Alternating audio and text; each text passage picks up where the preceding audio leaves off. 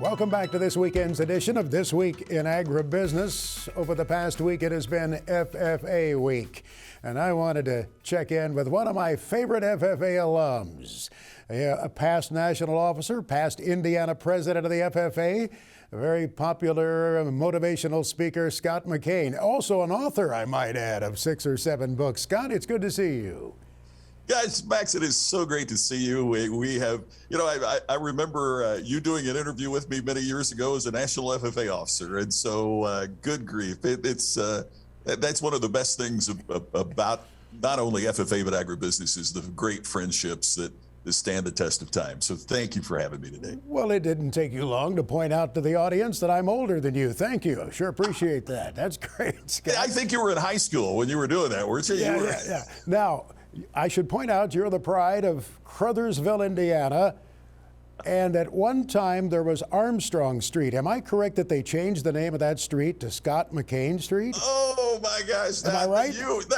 I did not know you knew that. Yes, Armstrong Street is the main drag. It's US 31, and they were kind enough to do that. You know, it's now. I've always wondered what would happen if I do 60 miles an hour through town. Would they give me a speeding ticket on Scott McCain Drive? But I'm so grateful to my hometown and the opportunities that it gave me and FFA gave me. It's been what's made everything happen in my life. You had radio in your background as a young man. I know you worked at a radio station at high school, and I believe perhaps also at Franklin College in Indiana. Did you not? Yeah, it's kind of funny. People say, "Why didn't you go to Purdue?" And the only reason was that the guy that owned the radio station in Scottsburg, Indiana, where I worked, also owned the radio station at Franklin. So I had a job and could pay my way through college, and that was the only way it was going to happen for me. In our radio station in Scottsburg, where I worked in high school, the call letters are WMPI.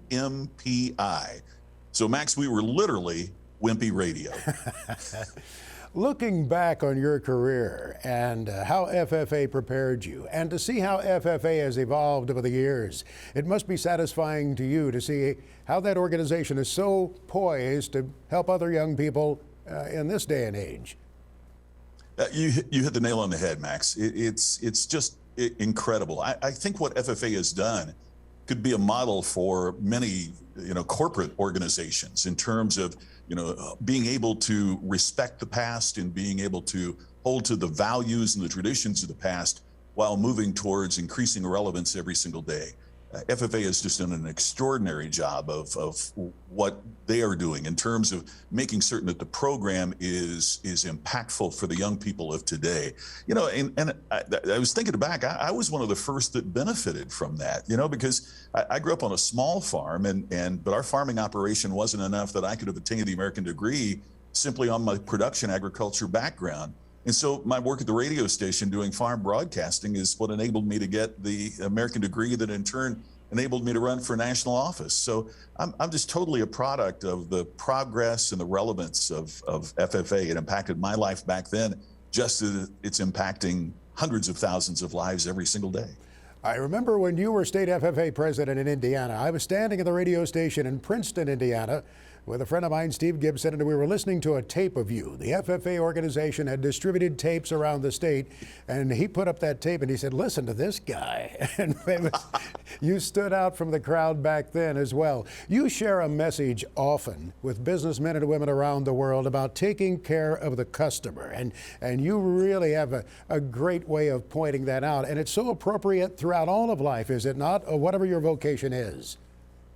I think it's so true. And I think part of what we're seeing right now, Max, with the great resignation that we're seeing, across America, but it's certainly impacting businesses in rural America to an incredible degree, is because we haven't taken care of our internal customers, our employees, as well as the people that buy from us. We hold the trademark on the term, the ultimate customer experience. And that's part of what I do, is teach organizations about what they can do to deliver that both internally and externally, so that they get the repeat and referral business that's the lifeblood of profitability. But to tie it back to FFA, that's part of what I learned through what I learned in my ag sales and service classes is you've got to take care of the farmer, you got to take care of the customer, because Agriculture is a special industry, and agribusiness is special because there are so few of us, relatively speaking, that these are long-term repetitive relationships, and how we grow that with our customers and how we develop that with our customers is of primary importance in agribusiness, and that's one of the things that FFA teaches. In the last half minute here, one thing that occurs to me is FFA members are often mentored by someone in the community, an FFA advisor. That role of mentor is so important, and it's such a giving thing, isn't it? It's so true, Max. I mean, I still remember sitting on the next to the last row at Loeb Playhouse at Purdue University with my ag teacher, who was a great mentor of mine, and hearing the speakers and learning. And I think that's one of the main strengths of FFA too, is that members mentor members. National officers mentor state officers who mentor chapter officers. And it is growth that's internal and dynamic.